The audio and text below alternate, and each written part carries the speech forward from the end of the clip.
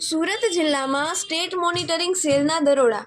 State monitoring સેલના દરોડાથી જિલ્લા પોલીસમાં હડકંપ.